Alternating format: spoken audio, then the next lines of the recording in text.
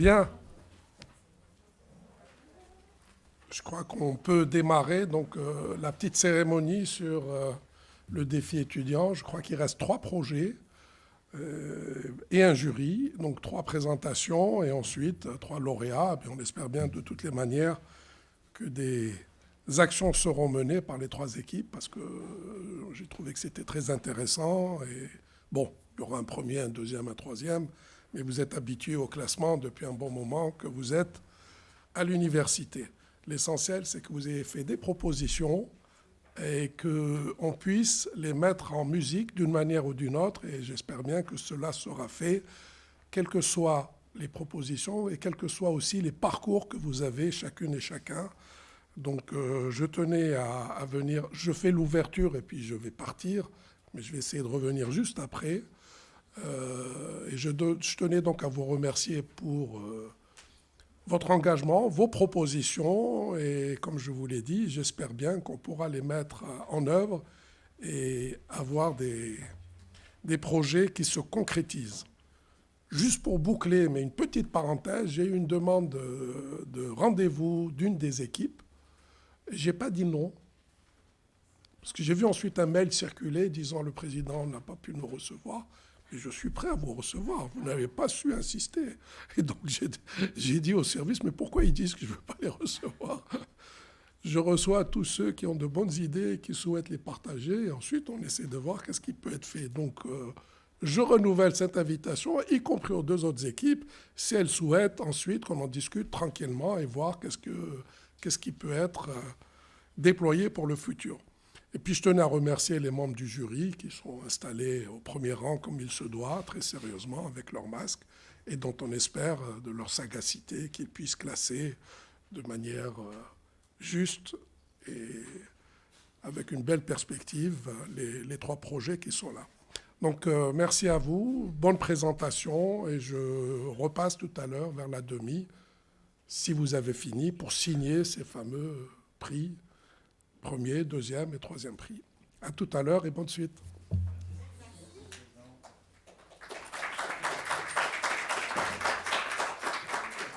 Donc, c'est moi qui vais remplacer Mohamed Amara, qui a dû s'absenter. Donc, vous me connaissez, je pense, tous. On s'est vu au mois de novembre. Gilles Pigeaudet-Cabou, je suis le directeur exécutif de 2S. On va commencer les présentations tout de suite.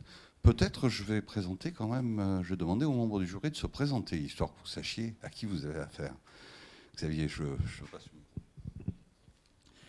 Donc bonjour, Xavier Arnaud de Sartre. Moi je suis chercheur au CNRS affecté à l'Université de Pau, mais je suis aussi ici au titre de la présidence que j'assure d'une association d'éducation à l'environnement qui s'appelle Écocène et qui fait donc de l'éducation à l'environnement dans le Béarn. Bonjour à tous, donc vous me connaissez, on s'est vu pareil au mois de novembre. Donc moi je suis Baptiste Peyrou, vice-président étudiant de l'université. Bonjour à tous, donc nous on ne s'est pas vu, moi je suis Lionel Martinez, je suis chargé de mission enseignement supérieur, recherche à la communauté d'agglomération de Pau, Béarn-Pyrénées, donc en charge de la relation avec l'université. Bonjour, Fabrice Péziardi, directeur du CLOUS de Pau. On partage avec l'université des missions qui visent l'accompagnement des étudiants et notamment le soutien aux initiatives étudiantes. Donc on est rompu avec l'accompagnement des étudiants dans leurs projets et initiatives. Bien, merci beaucoup. Eh bien, écoutez, on va démarrer. Je crois que...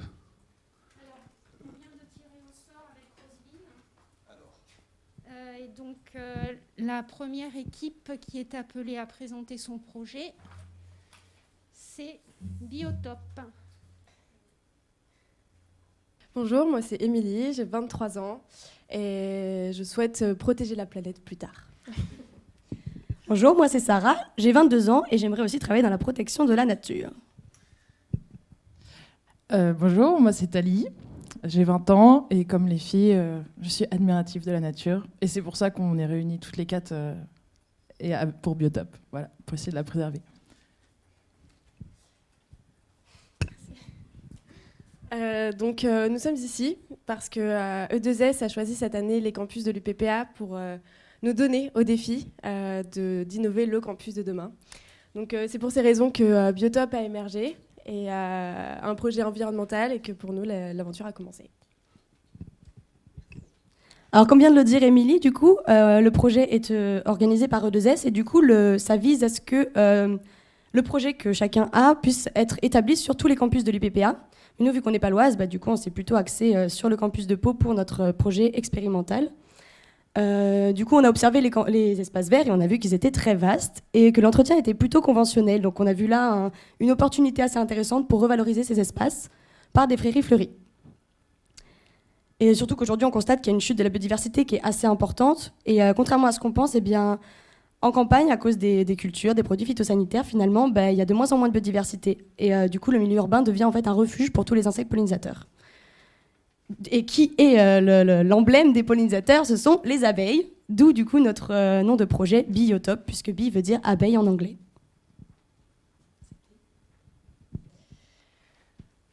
Connaissez-vous les services, on appelle ça les services écosystémiques, mais les bienfaits que peuvent rendre des prairies fleuries? Elles permettent d'améliorer la qualité de l'air par l'absorption du CO2. Elles permettent de réguler la température en ville, d'offrir une qualité paysagère incontestable et également du repos pour le technicien d'entretien des espaces verts. Donc on va procéder par deux méthodes. Il y a la méthode longue et la méthode courte. La méthode courte consiste donc à planter des semences, des semences locales, évidemment, labellisées végétales locales, avec le petit logo là-haut. Et ce qui permet du coup, d'une année sur l'autre, à ce que la semence se renouvelle.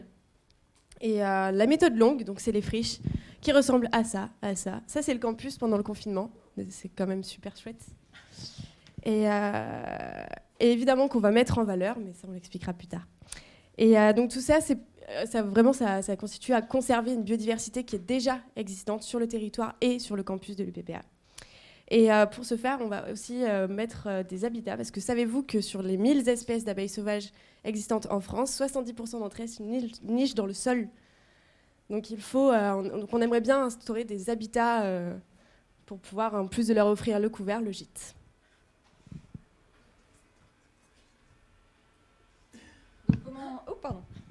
Comment on va mettre tout ça en place? Alors, tout d'abord, une des premières choses qu'il faut faire, c'est de faire un diagnostic pour bien choisir les espèces qu'on va implanter. Donc, le diagnostic du sol et la préparation du sol qui sera faite en septembre, c'est quelque chose qu'on peut mettre en commun avec, donc c'était sur la diapo précédente, sur le campus de Pau, Arboretum, un projet de microforêt école. Donc on est en contact avec Lichen et Ecocène qui mènent ce projet. Donc c'est un projet de très similaire, mais plus orienté côté forêt, mais c'est orienté tout comme Biotope, biodiversité. Donc ça permet de mutualiser les efforts en ce qui est préparation du sol et diagnostic du sol. Et ce qu'il faut faire aussi, évidemment, c'est de choisir des espaces. Donc ça, c'est une étape qu'on a déjà faite. Donc là, il y a quelques exemples des espaces qui nous intéressent. Et c'est pour ça qu'on voulait rencontrer le président, justement, pour pouvoir voir si ça pouvait coller avec certaines contraintes dont on n'aurait pas conscience, nous. Donc il y a quelques critères qui nous ont permis d'établir ces espaces. Tout d'abord, il ne faut pas que ce soit sur des zones avec des arbres. En gros, il faut permettre aux racines des arbres de vivre leur vie. Et donc pour ça, il ne faut pas creuser. Même 10 cm, ça peut endommager les racines. Donc on préfère prendre des espaces qui ne sont pas autour d'arbres. Ensuite, le deuxième critère, c'est un choix de surface minimale, 10 mètres carrés. Parce qu'il faut quand même un certain nombre de fleurs sur un même espace. Une abeille pour nourrir une larve, une abeille sauvage pour nourrir une larve, elle a besoin dans l'ensemble de butiner sur 1000 fleurs. Donc il y a quand même, en sachant que sur une petite plante, il peut y avoir plusieurs fleurs, etc. Mais ça demande quand même des espaces assez importants pour avoir un impact réellement. Ensuite, on a donc surface, ensoleillement, très important aussi. Il faut que ce soit quand même relativement ensoleillé, en sachant que ça peut aussi être une contrainte, mais c'est quand même important pour que ça pousse bien.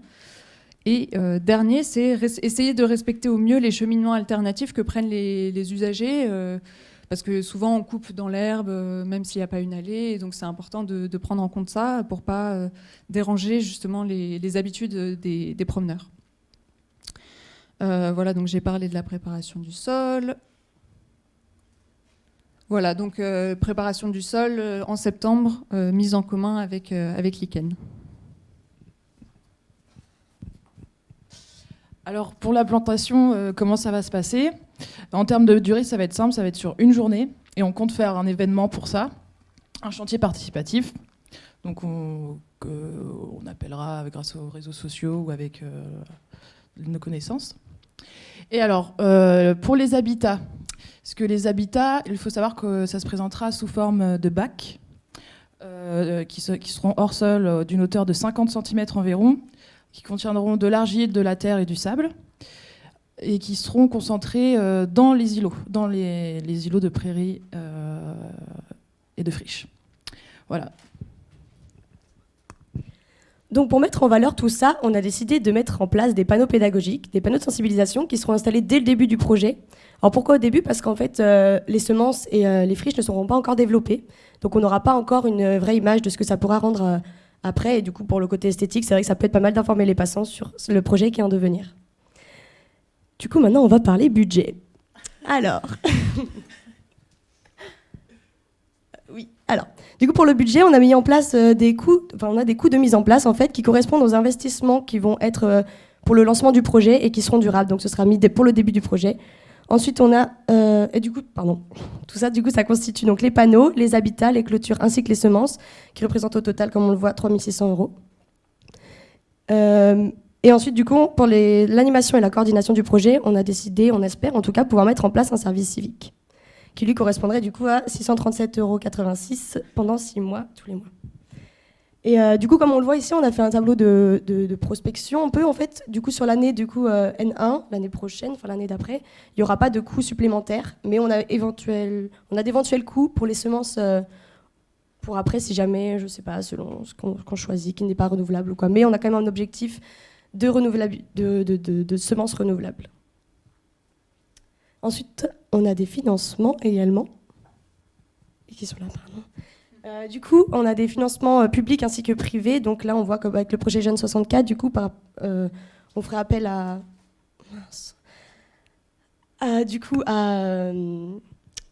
projet Jeunes 64, du coup, grâce à l'arrosoir, voilà, qui porterait le projet.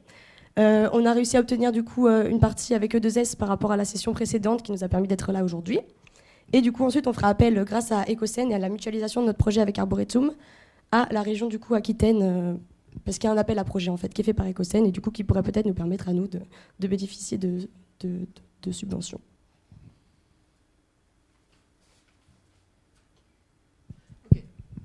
Alors, les objectifs de Biotope. Moi, je vais vous parler de la sensibilisation, qui va d'abord passer par la mise en valeur de ces prairies. C'est très important, donc les clôtures et les panneaux dont on a déjà parlé. Ces panneaux, pour qu'ils impactent un maximum de personnes, ils seront co-rédigés avec l'association Ecocène, qui ont l'expérience, qui ont une bonne expérience dans le domaine. Ensuite, on compte faire des animations, des activités sur le thème de la biodiversité et solliciter les écoles, parce qu'il faut savoir que c'est quand même un public que l'on doit viser. Et puis les enfants adorent ces sorties. Aussi, en termes de communication, ça va être très important pour nous. On va passer par les réseaux sociaux, mais on va aussi joindre la presse, par exemple pour l'événement de la plantation dont j'ai parlé tout à l'heure.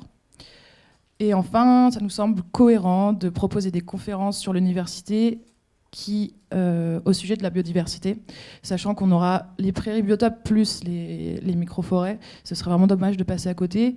Et on a même imaginé, pourquoi pas, des expositions, on va dire, participatives, où les étudiants prennent en photo les insectes ou les fleurs qu'ils voient sur le campus. Et voilà, faire une exposition pour amener du monde. Parce que du coup, l'idée, c'est de faire du campus un biotope et de sauvegarder, préserver les abeilles sauvages, qui a une grande place dans notre écosystème dans lequel nous vivons, hein, il faut le rappeler. Donc j'espère quand même que vous vous rappelez aussi des bienfaits que peuvent donner les prairies fleuries, que j'ai citées tout à l'heure. faut rappeler. Ça offre aussi de la nature en ville, donc c'est que du bénéfice, notamment. C'est de l'actualité, hein, clairement. Et on peut également avoir un suivi de l'impact de Biotope, de notre projet, grâce à l'AGLO, qui a intégré dans la trame verte et bleue la trame pollinisateur, qui permet de réintégrer, de revoir la continuité écologique pour les pollinisateurs. Donc, avec le SEN, il y aurait des inventaires qui seraient établis sur les campus. Et parce que du coup, le campus, c'est quand même bien plus qu'un simple campus, l'UPPA. C'est un lieu de loisirs, un lieu de promenade, un lieu d'éducation pour tous. Et je sais plus ce que je voulais dire, pardon. Et que du coup, voilà, le projet Biotope, un projet d'expérimentation et de pédagogie, permettrait d'intégrer l'UPPA dans une dynamique de transition écologique et de développement durable. Parce qu'aujourd'hui, je crois que c'est le grand défi de l'humanité. Et ça offrirait également une grande visibilité, pas forcément que à l'échelle du campus, du coup à l'échelle de l'agglomération, à l'échelle du département, de la région, et puis pourquoi pas même de toute la France. Ça fait bien d'avoir une petite étiquette écolo.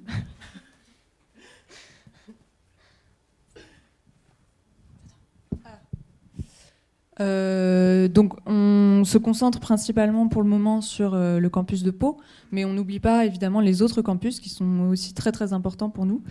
Donc on a déjà réfléchi à des espaces qui pouvaient être intéressants sur les autres campus. Après, évidemment, il y aura aussi un travail à faire avec les usagers de ces campus, parce que nous, on ne connaît pas toute l'utilisation des espaces existants.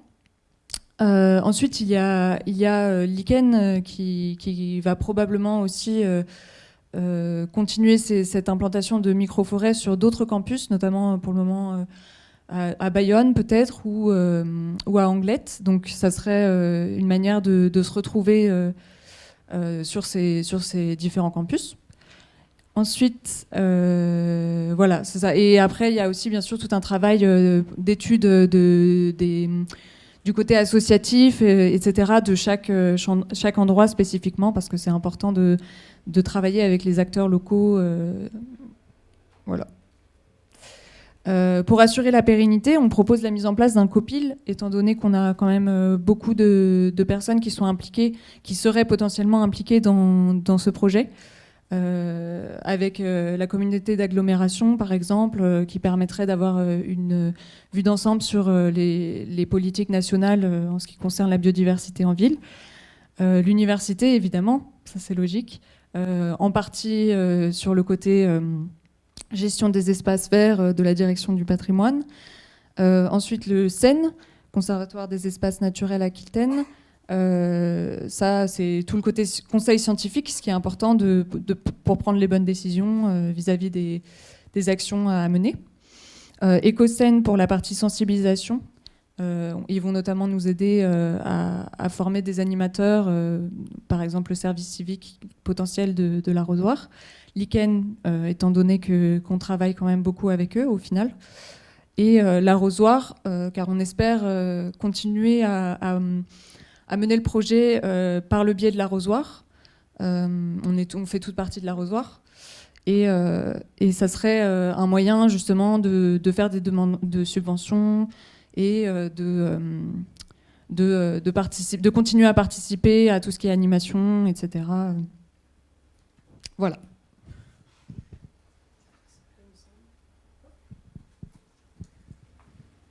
Alors pour conclure, du coup, comme on l'a dit, notre projet permettrait vraiment de revaloriser la biodiversité sur les campus.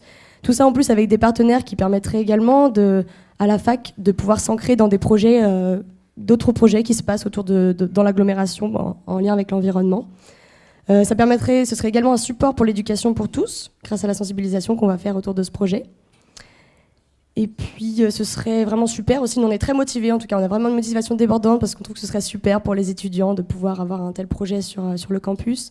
C'est aussi bien pour l'humanité parce que même si c'est un projet local, c'est en faisant des petites initiatives comme ça que finalement, on peut faire bouger les choses. Et du coup, vous pouvez nous faire confiance, en tout cas. Voilà, on est très motivés. Alors j'espère que vous avez été convaincus par notre motivation, parce qu'on l'est vraiment pour ce projet qui nous tient à cœur. Et je vous remercie de votre écoute et on a hâte de répondre à vos questions.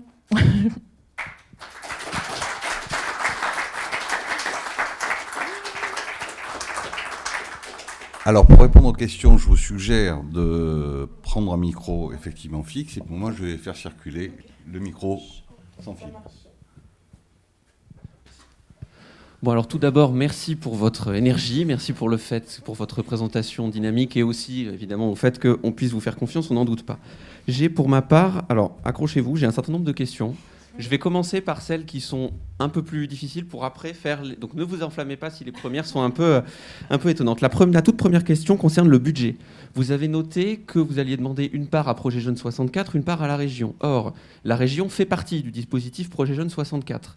Au surplus, Projet Jeunes 64 inclut également l'université. Donc en fait, l'ensemble de votre budget peut potentiellement reposer sur l'université. Donc là, c'est plus une remarque. Veillez aussi à diversifier vos sources de financement pour être éligible à ces dispositifs. Parce qu'en fait, là, c'est d'un côté E2S et de l'autre un dispositif qui comprend aussi l'université. Voilà, donc c'était la première remarque, je vous le dis comme ça. Ensuite, la deuxième question, là pour le coup c'est une vraie question parce que j'y connais pas grand-chose en fleurs. C'est au vu du contexte que l'on connaît actuellement, vous savez qu'on ne sait jamais, on peut peut-être être reconfiné ou quoi. Est-ce qu'il est possible de planter un peu plus tard qu'en septembre, ou le rythme naturel oblige de le faire en septembre? En fait, on peut planter. Oups, c'est très fort. On peut planter a priori en automne ou au printemps. Donc c'est mieux de planter en septembre évidemment, mais on peut aussi envisager de faire une plantation au printemps, en sachant que c'est bien justement de préparer la terre suffisamment en avance, de la préparer en automne, de revenir après sur le terrain préparé au printemps pour faire un faux semis. En gros, on prépare la terre, on voit ce qui pousse, ça permet d'enlever toutes les plantes qui sont déjà présentes et ça permet d'avoir une meilleure implantation aussi. Donc c'est possible aussi d'avoir... Donc vous avez un plan de repli si jamais on a des circonstances indépendantes de notre volonté qui nous empêchent de mettre en place le projet. Évidemment. Troisième, qu'est-ce que vous faites si, on ne sait jamais, sur certains campus ou ici, vous avez des petits malins qui s'amusent à détruire, je ne sais pas, à marcher dessus ou quoi? Est-ce que vous avez envisagé une convention avec l'université pour que ça soit considéré comme une dégradation pour ou ce les genre de choses? poursuivre, les emprisonner. Voilà. Non, pas les emprisonner, mais qui est quand même une possibilité d'éviter ça, parce que des étudiants pourraient voir des fleurs et pas savoir que c'est dans le cadre d'un projet. C'est vrai que cette question-là, on se la pose et on s'inquiète sur ce que les gens vont penser de nos prairies et les respecter. Ça nous tient à cœur. Et vraiment, la mise en valeur, les clôtures dont on a parlé, les panneaux, on espère déjà que ce soit un point fort pour éviter ce genre de comportement. Et sinon... Oui. Donc voilà, les clôtures, avant tout. Et on fait confiance, on espère qu'il y a des gens bienveillants. Voilà, surtout. Ok. Je vous remercie. Ensuite, une question, je vais pas la poser, c'est pas la peine. Ensuite, une autre petite remarque, là, très brève, sur le fait que c'est les 5 campus. Au début, j'avais un peu peur quand je vous voyais parler uniquement de Pau, et je vois que vous commencez à envisager les autres, donc très bien. Je pense que Tarbes, vous pouvez y aller un peu plus d'ailleurs.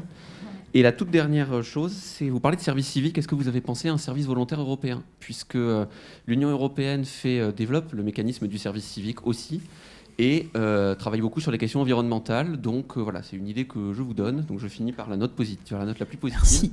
Voilà, je vous donne cette idée-là, si jamais ça peut vous servir, et voir si au niveau du budget, c'est peut-être mieux pour vous. Voilà, je vous remercie. Merci. Donc tout d'abord, bravo pour votre présentation. Donc quelques questions. Alors je suis embêté de poser des questions parce que je trouve que ça va peut-être donner aussi des conseils aux futurs concurrents, je ne sais pas, aux ceux qui vont présenter, mais moi j'avais quelques questions, en particulier sur la manière dont vous allez porter ce projet. Alors peut-être que je ne l'ai pas bien identifié dans votre présentation, mais vous avez présenté des partenaires, vous avez présenté des financeurs, et moi j'étais ravi, j'ai vu qu'il n'y avait pas l'agglomération de Pau en financeur. C'est rare qu'on ne sollicite pas, alors qu'on peut l'être sur ce genre d'opération, sur une petite opération en plus, pas très élevée. Mais je voulais savoir comment vous allez porter cette opération. Est-ce que vous avez imaginé, vous êtes motivé, vous l'avez dit, vous constituer et vous-même porter avec les partenaires que vous avez identifiés, ou tout simplement déléguer à l'université le soin de mettre en œuvre ce projet? Ah non, surtout pas. Du coup, justement, pour ça, nous, on va être là au début, donc on va pouvoir lancer le projet, mais après, justement, pour que ça puisse être entretenu et que tous les entretiens puissent être faits, effectivement, c'est là qu'on pensait, du coup, à l'arrosoir, vu qu'on est membre aussi de cette association, qu'on est très engagé dans l'environnement. On s'est dit justement que c'était un bon support pour pouvoir pérenniser le projet et être sûr que ça puisse être fait dans le temps. L'arrosoir sera le porteur de projet. Et c'est vous qui le porterez l'année prochaine? Oui. D'accord. Et pour ce que qui les est... choses soient bien claires. Voilà. On a la chance de pouvoir être là aussi l'année prochaine, donc au final, notre vie a fait qu'on pourra le faire. Ouais, c'est super.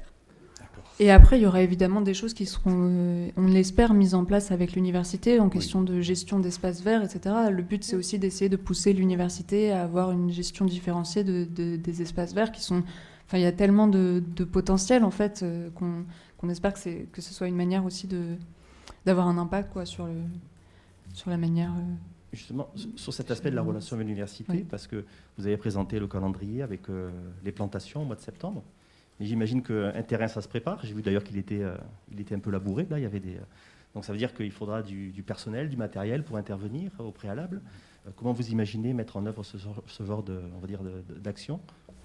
Cette partie de préparation du sol, on espère pouvoir la mutualiser avec l'ICANN, justement, parce qu'eux, ils ont des financements qui leur permettent d'avoir des moyens pour faire ça. Donc l'idée, c'est pour ça en fait qu'on aimerait déjà commencer en septembre, c'est que c'est un moyen de mutualiser ces efforts-là, en tout cas. Sachant que l'ICANN est d'accord pour cette cohésion. Et ensuite, j'ai une dernière question. Un campus universitaire, c'est un endroit où on travaille.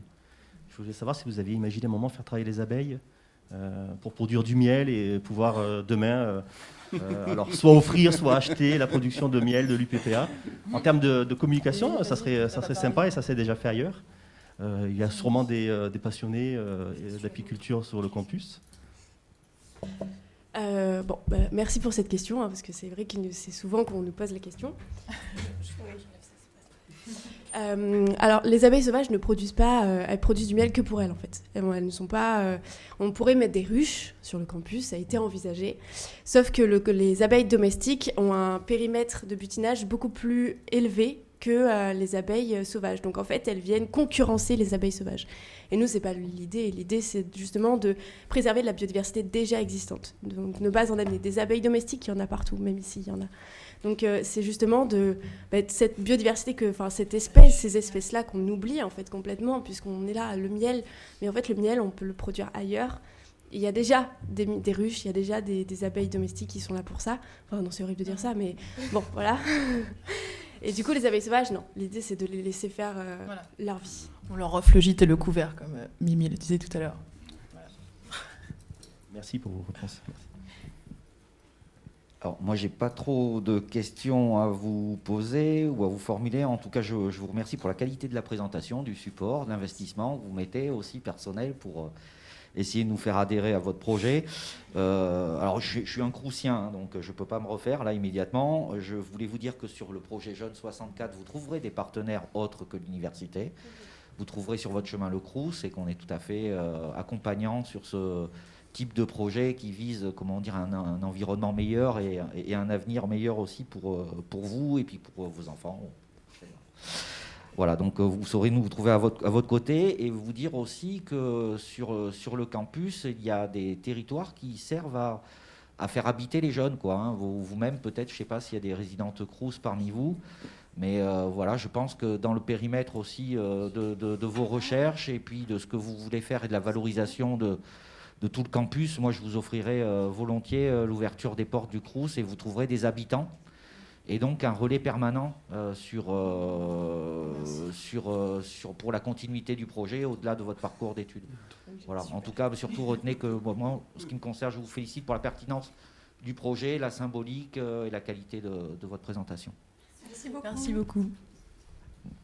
Xavier. Je n'ai droit qu'à 2 questions, donc je vais les faire vite, mais je vous remercie de votre présentation et on est convaincu de votre motivation, c'est pas le souci. Nous, dans les grilles, on a des choses sur la faisabilité technique et financière, donc j'avais juste 2 questions de ce point de vue-là. La première, c'est vous vous êtes rapproché des services d'espace vert et du patrimoine? Vous avez dialogué avec eux à l'UPPA?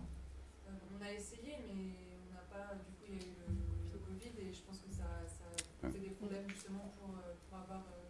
On pensait d'abord rencontrer le président et puis après éventuellement être René qui s'occupe de la direction du patrimoine, mais ça n'a pas pu se faire du coup pour ces raisons-là, même si c'était quelque chose qu'on aurait voulu avoir déjà prêt pour aujourd'hui. Ok, donc c'est une réponse très bien. Est-ce que vous pourriez remontrer le budget? Oui. Parce que j'ai du mal à le comprendre et il va être essentiel pour nous. Donc c'est en euros que c'était évoqué. Le service civique, il est 637, c'est un salaire mensuel? Oui, non, justement, 637, c'est pour 6 mois de service civique. C'est marqué, service civique 6 mois. En fait, Ça coûte 100 € par mois, un service civique. En fait, c'est le service. Non, en fait, nous, en tant qu'association et employeur, on est obligé de donner 107 € par mois. Et ça, après, le complément de salaire du service civique, ce sera donc la région ou l'État. Mais nous, de l'association, on va devoir donner 107 € par mois. Donc, au cumul, ça fait 600. Ok, très bien. Et alors, sur les espaces, vous pourriez remontrer la diapo des espaces. Ça, c'est les espaces que vous avez sélectionnés? Oui, tout ce qui cela nous semblait plus pertinent. En fait, on a fait un autre dossier aussi D'accord. où on a d'autres propositions à faire quand on sera avec le président pour voir un petit peu aussi selon ce qui est possible, parce qu'on n'a pas les connaissances de ce qu'il peut y avoir sous le sol, par exemple, des tuyaux, enfin, des éventuels aménagements qui sont dessous. Mais, Et vous avez c'est sélectionné ce qu'on tous ces espaces? Comment L'idée, c'est d'implanter sur tous ces espaces-là. Alors, ce qu'on a voulu faire, c'est vraiment avoir un maximum de propositions à faire dans ce carnet. Mais bien sûr, on peut les revoir, on peut en réduire, on peut modifier les formes, etc. On est ouverte. De toute façon, c'est pas quelque chose qu'on veut imposer, quoi. Okay. C'est uniquement des propositions pour visualiser à quoi ça pourrait ressembler en termes de périmètre. Après, quoi qu'il arrive, ce sera du coup 1000 m², mais dispersés dans le PPA. L'idée, c'est que vraiment ce soit dispersé et que partout où on se balade, on le voit, les prairies, c'est physique, quoi. On le voit. Merci bien. Moi, j'ai une dernière petite remarque, parce que votre projet m'a fait penser à un autre projet dont la finalité est complètement différente. En fait, la finalité est une finalité de formation qui a été mise en place à Anglet, dans le cadre de 2S, où il s'agissait de découvrir la biodiversité du campus et de le faire au travers de balises informatiques, ce qui fait que quand on s'approche à côté, immédiatement sur son téléphone, on a un bip et on peut avoir l'information directement sur le téléphone. Donc si vous devez le mettre en place, et je pense que vous aurez à le mettre en place, essayez donc de vous rapprocher de ces gens-là, parce que ça serait l'occasion effectivement de faire autrement. Et vous pensiez aux gamins des écoles qui viennent, eux ils seraient ravis. Alors eux ils vont pas chercher des Pokémon, hein, mais ils chercheront les prairies, et tant qu'à faire, ça peut être une façon de combiner peut-être un dispositif qui est en cours de déploiement en Anglet et qui pourrait aussi être déployé sur le campus de Pau. Voilà. Merci. Voilà, merci beaucoup pour votre présentation. Eh bien, nous aussi, on tient à remercier le jury et toute l'équipe E2S pour l'organisation de ce super projet, et tous les partenaires, toutes les personnes qu'on a pu rencontrer et qui nous ont aidés à construire ce projet. Et aussi un grand merci à monsieur Bruno Charlier qui nous a vraiment suivis tout au long de ce projet.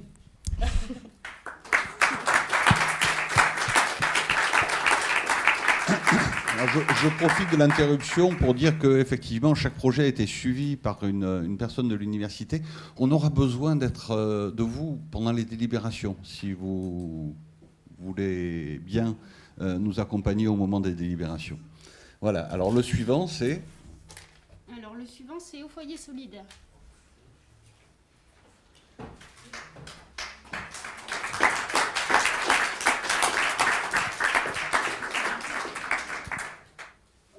Du coup, bonjour à tous.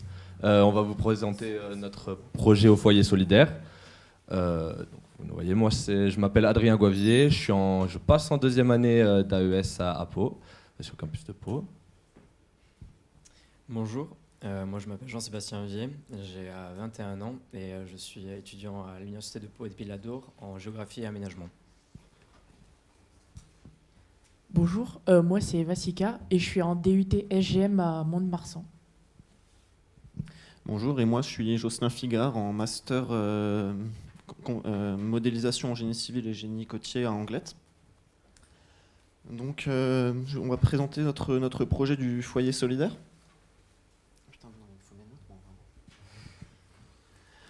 Donc le foyer solidaire.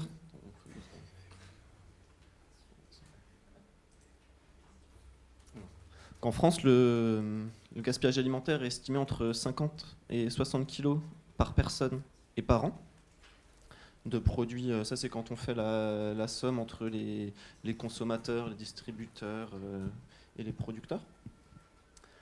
Quand dans un même temps, il y a, selon une étude de l'Institut de l'Action solidaire en 2015, qui met qu'approximativement 25% des étudiants ont des problèmes financiers, et dont 20% se situent sous le seuil de pauvreté. Sous cela, c'est toujours en France. Et ce phénomène a été mis malheureusement sur le devant de la scène, peut-être que vous vous en souvenez, en fin 2019, quand il y a un étudiant qui s'était immolé. Quand il y a un étudiant qui s'était immolé devant le Crous de Lyon. Et donc c'est dans ce contexte qu'on a décidé de créer l'association du foyer solidaire. Donc la description et l'objectif du projet. Donc les objectifs du projet, en premier, c'est de contrecarrer, entre guillemets bien sûr, de contrecarrer le gaspillage alimentaire et dans un même temps de lutter un petit peu avec nos moyens contre la précarité étudiante. Donc le projet et le foyer ça seront sur deux axes principaux. Donc la collecte et la distribution. La collecte de nourriture peut se faire soit par des dons ponctuels, soit par des partenariats avec des associations, avec des maraîchers ou avec d'autres, on vous parlera plus tard. Et le deuxième point, c'est la distribution. Donc la distribution de ces aliments serait faite par l'association étudiante que nous sommes, donc le foyer solidaire, et se ferait dans l'idéal, dans le foyer que nous montrons, le foyer qui serait un endroit convivial. On pourrait trouver par exemple des jeux de cartes ou une boîte à livres ou des autres où on peut créer du lien social. Donc comment utiliser le frigo solidaire? Donc, comme j'ai mis le frigo solidaire en premier, c'est pour lutter contre le gaspillage alimentaire, créer de la solidarité locale et du lien social. Donc comment ça se passe en premier? C'est pour apporter un produit. Donc si on a un particulier, on peut faire des dons, ou avec des associations, ils peuvent nous faire des dons aussi. Donc qu'est-ce qu'on peut prendre? On peut prendre des végétaux, des produits secs, ou n'importe quel produit avec une date limite de consommation qui n'est pas encore dépassée, ou dont l'emballage n'est pas encore ouvert. Ensuite, donc, il suffit de le déposer dans le frigo prévu à cet effet, et n'importe quelle personne peut venir et récupérer depuis le frigo un aliment qui lui fait plaisir, en fait. Donc, pour ça, on espère engager également une personne en service civique pour une durée de 8 mois. Donc, lui, son rôle, ce serait de rechercher des partenariats, donc avec des initiatives locales et écologiques, de créer tout ce qui serait des événementiels et la communication. Et voilà.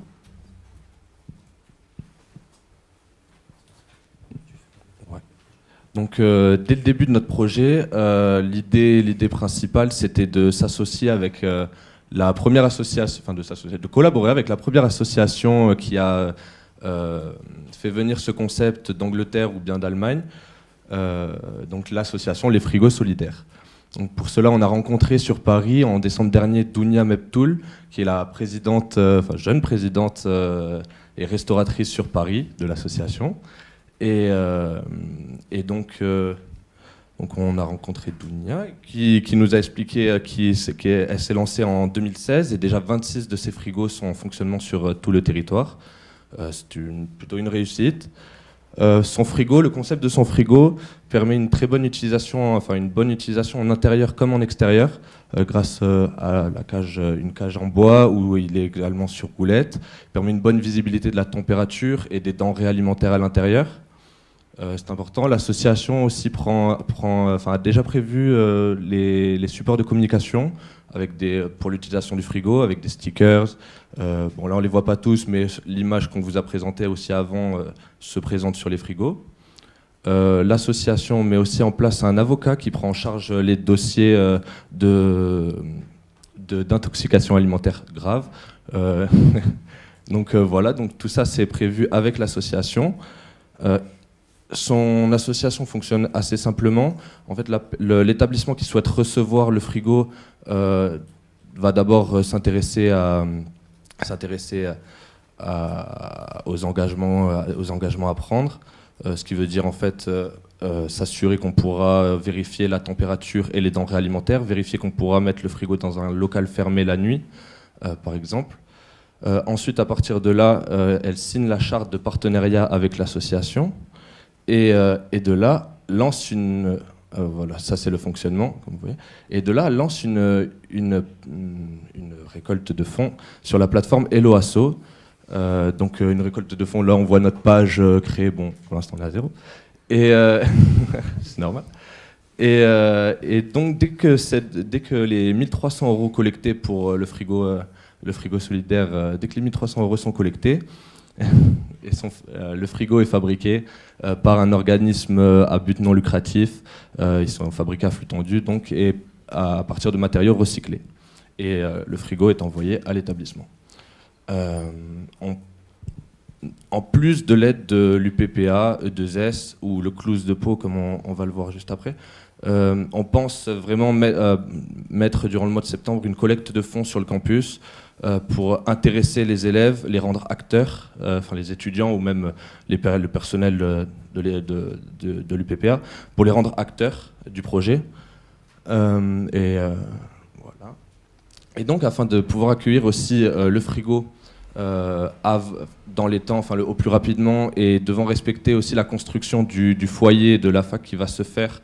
Je ne sais pas si vous êtes au courant, voilà, en fait, sur l'ancienne bibliothèque de sciences va se faire le foyer de l'UPPA, qui va ouvrir normalement en mars 2021, si tout va bien. Et du coup, en attendant, on voulait quand même recevoir ce frigo, et il nous fallait un lieu d'implantation provisoire. C'est ainsi que nous avons rencontré Monsieur Pezziardi, c'est présent. Et Monsieur Pezziardi, dans le but de trouver un endroit... un lieu d'implantation provisoire du frigo. Monsieur Pezziardi s'est engagé à être partenaire de ce projet et à nous accompagner. Également, ça correspondait à un de ses projets personnels professionnels d'en implanter dans les résidences étudiantes du Crous. Et ainsi, donc, nous verrons ensuite le lieu d'implantation provisoire. Également, dans les partenaires, on ne peut pas oublier alors tous les petits commerces ou individualités qui mettront des dons dans le frigo. On a déjà alors c'est un groupe agricole, un groupe d'exploitation agricole en commun, Pietometti, qui est basé à Auge-les-Bains, qui font sur leur ferme des produits labellisés bio de saison et qui nous ont promis déjà de pouvoir normalement récupérer leurs invendus en partie. Et on espère plein d'autres du coup.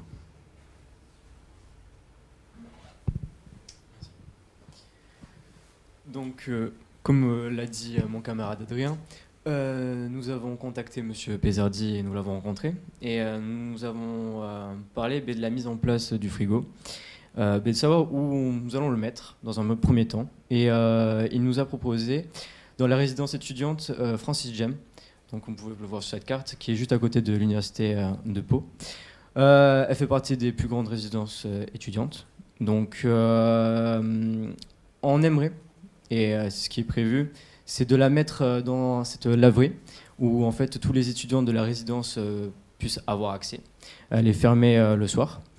Alors de ce que j'ai compris, moi je ne l'ai pas visité, mon camarade si, m'a dit qu'il y avait déjà une boîte à livres, donc c'est une bonne idée je trouve. Oui, voilà. Je voulais revenir aussi sur la situation actuelle, comme vu qu'on porte tous un masque, le Covid, savoir comment cela va se dérouler. Donc on essaie de mettre quelques dispositions. Donc en premier, le gel hydroalcoolique, essayer de prendre quelques préventions.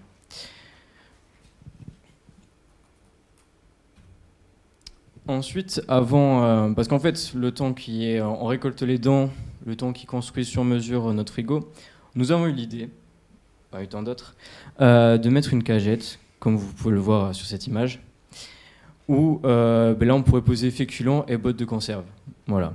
Bien sûr, ce sera à nous de vérifier, moi et Adrien, vu que nous sommes étudiants au campus de Pau, de vérifier au moins 2 fois par semaine si ça marche, si le fonctionnement et bien respecté.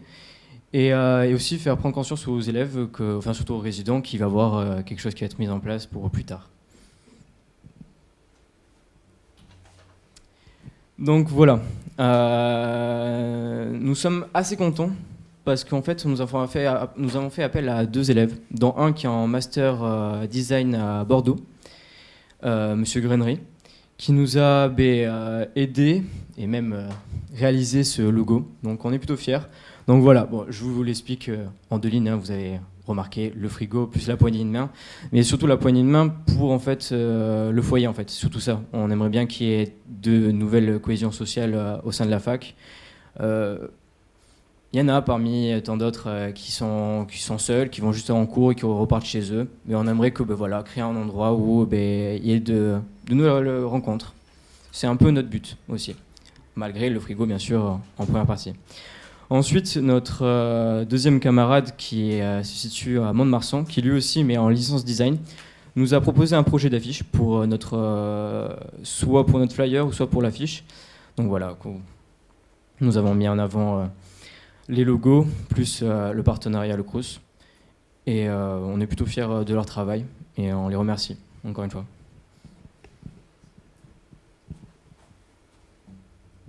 Alors, nous allons voir le financement du projet.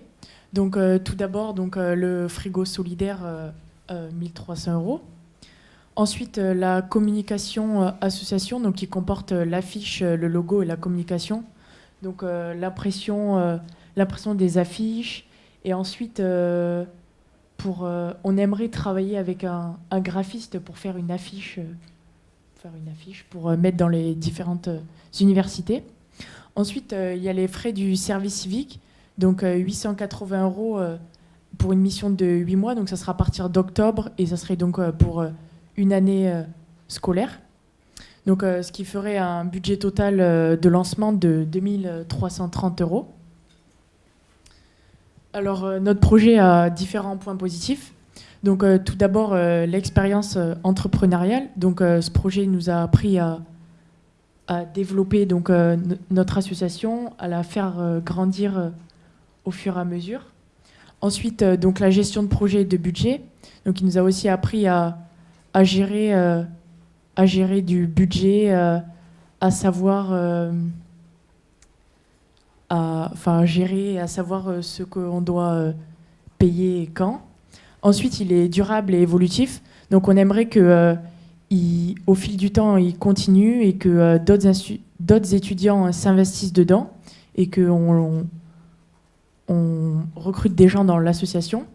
Ensuite, il y a la cohésion sociale, donc comme a dit mon camarade, qui permettrait de créer des liens entre les gens des différents milieux. Et ensuite, la lutte contre le gaspillage, donc le but principal, car aujourd'hui, le gaspillage est présent dans le monde entier et du coup, on aimerait lutter contre cela. Alors ensuite, on va voir l'évolution du projet. Donc au début du mois de septembre, le service civique va suivre une formation, le tuteur, pardon, la mise en ligne de l'annonce. Ensuite, on va relancer les partenaires parce que là, du coup, au vu de la situation, ça a été un peu compliqué. Ensuite, on va commencer à faire la publicité avec les flyers et les affiches dans les différentes universités. Ensuite, début octobre, on va embaucher le volontaire du service civique. On va payer le frigo avec l'argent qu'on aura récolté durant le mois de septembre. Fin octobre, le service civique va commencer et on aura mis en place le frigo. Et après, du mois de novembre jusqu'à l'arrivée du foyer, on va finaliser la préparation grâce au service civique.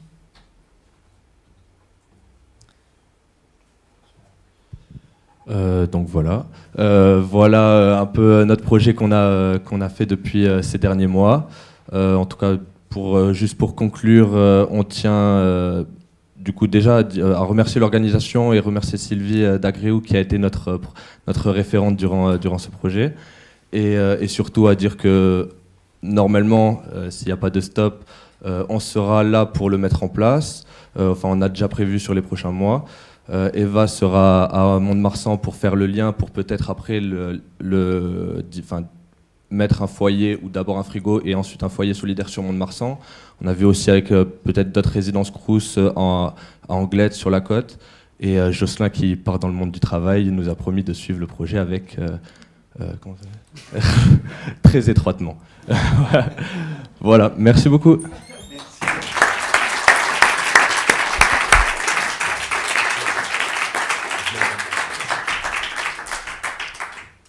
Alors, des questions? Allez, on va commencer. Merci. Donc, tout d'abord, bravo pour ce projet. Il y a un vrai enjeu, la précarité étudiante, qui est souvent peu visible. Vous avez parlé de lien social, même au-delà presque de la question du gaspillage alimentaire. Moi, il me semble que c'est quelque chose d'important. J'avais quand même besoin de précision, parce qu'il y a des éléments encore qui m'interrogent dans votre projet. Alors j'ai plusieurs questions, mais déjà la première, c'est est-ce que vous pourriez nous faire une petite présentation de votre association? Donc j'ai cru comprendre que vous êtes déjà organisé en association qui s'appelle le Foyer Solidaire. Je trouve que ça serait intéressant de savoir comment vous êtes, comment ça s'est passé, qui compose cette association et quel est un peu son historique. Alors, son historique, il a commencé en novembre dernier. D'entrée, on a voulu vraiment déclarer l'association. En fait, dès qu'on a compris que le foyer allait ouvrir en mars 2021, à ce moment-là, on n'était pas tous sûrs d'être toujours la fac. Et ce qui nous semblait important, c'était d'être sûr que notre association existerait pour gérer le foyer, en fait. Le physique du foyer. Et du coup, on voulait exister, et même si nous n'étions plus là, que la personne morale existe. Du coup, on l'a déclaré sur Internet. Malheureusement, il y avait une erreur dans le dossier, du coup, il faut le renvoyer, mais ça, c'est une erreur. Oui, il ne fallait pas mettre nos prénoms. Un petit détail administratif. Et sinon, on a fait la déclaration de l'association loi 1901, et donc tout est en règle. Cette association a vocation à gérer le foyer, voilà. Et peut-être à s'étendre sur d'autres projets et associer d'autres étudiants que vous quatre, bien sûr. Hein. Et c'était important aussi pour signer le partenariat avec l'association des foyers solidaires, pour avoir pareil signé sous un nom et pas faire signer l'UPPA, et du coup pouvoir le faire. Alors, sur les partenariats, vous n'avez pas cité les associations locales qui accompagnent justement ces problématiques de précarité. Il y a la banque alimentaire, il y a les Restos du Cœur. Il y a pas mal d'associations qui s'organisent. Est-ce que vous imaginez justement des partenariats avec ce type de structures qui ont déjà, on va dire, une logistique et des pratiques et des contacts avec les fournisseurs? Oui, on peut tout à fait l'imaginer. Je sais que par exemple, à Anglette, la banque alimentaire, ils font des distributions tous les jeudis, il me semble, de sacs de courses en fait. Donc ce serait totalement possible, oui, de les contacter pour que, au lieu de faire ou soit à la place, soit en addition de leur distribution du jeudi, qu'ils puissent nous donner quelques produits qui ne s'en servent pas. Service civique aussi. Ouais, voilà. C'est aussi un peu le but du service civique, c'est pour ça qu'on va mettre en place, parce qu'il nous aide aussi à chercher du partenariat. C'est aussi un peu sa mission en fait, chercher le partenariat dans un premier temps. Justement, vous anticipez ma troisième question, parce que moi, le service civique, j'ai l'impression que vous reposez beaucoup sur le service civique. Et à un moment, vous avez cité que la personne qui sera en service civique sera presque chargée de donner un contenu au projet, un peu plus que ce que vous l'avez fait. Alors qu'il me semble qu'un projet doit être plutôt porté par les membres de l'association, et le service civique, il intervient, mais plutôt pour réaliser des tâches qui ne peuvent pas être... Voilà, je voulais savoir quelles allaient être les missions précises de cette personne qui sera en service civique, sachant que derrière, une association, ce sont des bénévoles qui, eux, s'investissent et portent à bout de bras les projets. Je suis tout à fait d'accord avec ce que vous nous dites. Hein. Je pense qu'on l'a peut-être un peu mal présenté. Peut-être vous voyez qu'on repose tout sur lui, mais pas du tout en fait. Hein. En fait, on cherche... Nous n'avons pas des missions déjà précises, mais nous aimerions qu'il nous aide en fait, que ce soit un peu qu'il nous donne un coup de main. Voilà, c'est ça. Vu que c'est notre projet débute, notre association aussi débute, mais nous aimerions qu'il nous aide, qu'il nous rapporte une main forte. Voilà. Dans le but, par exemple, Jean-Sébastien et moi avons fait des services civiques et on peut voir que souvent ça fait avancer d'apporter ses idées à un groupe. On espère avoir un service civique en lui laissant le plus de liberté entre guillemets possible. Et surtout, il y a la question de quand le foyer va ouvrir, qui sera là physiquement aussi pour faire attention au foyer et à la partie épicerie solidaire. Et à partir du moment où il sera engagé, pourra vérifier les denrées dans les frigos. Ça fera partie. J'ai juste une dernière question également sur le frigo solidaire, l'association. Donc vous avez fait le choix de vous affilier à une association nationale, donc intégrer un réseau. J'ai compris qu'il y avait une sécurité aussi juridique et des services qui étaient apportés. Est-ce que vous avez éventuellement imaginé la possibilité d'être aussi autonome avec des partenaires locaux? Alors, moi, je pense à Emmaüs, par exemple, pour la production du frigo, la mise à disposition de matériel. Voilà. Quel est l'intérêt pour vous d'être associé, d'être affilié à une association nationale, au-delà de l'aspect juridique que vous avez évoqué? En vrai, comme vous l'avez dit, hein, c'est juste pour enfin, pas juste. Il y a les problèmes juridiques et le fait qu'ils aient déjà tout organisé. Moi, je pense personnellement que dans le milieu associatif, la collaboration si des gens sont déjà présents sur le milieu, on n'est pas en concurrence et il vaut mieux collaborer et se servir de leur expérience. La question s'était posée de faire un frigo nous-mêmes, mais finalement on était dans les mêmes prix et avec moins d'assurance et de sécurité. Donc voilà. Enfin, Merci pour vos réponses et encore bravo pour l'idée. Merci. Bon, comme pour le premier groupe, je vous remercie pour votre présentation, le dynamisme, l'énergie que vous avez mis aussi à le préparer. Effectivement, je vous ai rencontré, je peux en attester, donc avant la chouette période que nous venons de vivre. J'ai quelques toutes petites questions, remarques. Vous parliez de précarité avec l'événement dramatique qui est survenu à Lyon. Je pense que vous imaginez bien que votre projet n'a pas vocation. Je pense que le plus important, c'est pas le frigo, mais c'est la solidarité dans votre projet. De par sa capacité, vous n'aurez pas, vocation à nourrir tous les étudiants du campus. Voilà, il y a d'autres structures qui le feront, mais c'est plutôt, je pense, créer du sens et puis des solidarités dans des espaces qui le permettent et avec des publics qui sont en cours de formation mentale, quoi. Donc c'est très intéressant de ce point de vue-là. Voilà. Mais après, il est aussi très associé votre projet à celui du foyer, et je voulais savoir si sur d'autres sites, Mont-de-Marsan par exemple, Anglette, Bayonne, vous aviez visualisé des espaces qui pourraient permettre aussi au sein de l'université de pérenniser votre projet, lui donner une dimension encore supérieure. Ce sera ma seule question, en définitive. On y avait pensé donc sur le campus de Mont-de-Marsan, mais ça tombait à la période où tous les étudiants partaient en stage et du coup il n'y allait pas avoir beaucoup d'étudiants. Et on voulait d'abord le mettre en place sur le campus de Pau parce que c'est le plus grand campus, et après voir comment si ça marchait bien. Et après oui, on avait pensé à le mettre en place, c'était possible sur les autres campus. Et en fait, c'était pas ma dernière question, c'était une fin du renard à doigt argenté. Est-ce que c'est accompagné d'une application, votre smartphone? Je crois avoir vu aussi un autre système, je crois que c'était Mon Frigo Partagé, où en fait on voyait le dépôt du contenu et donc on pouvait aussi dire qu'on avait pris. Est-ce que ça c'est envisagé? Est-ce que je pourrais voir à distance, puisque je suis étudiant, le contenu du frigo ou pas? Voilà. C'est une bonne idée.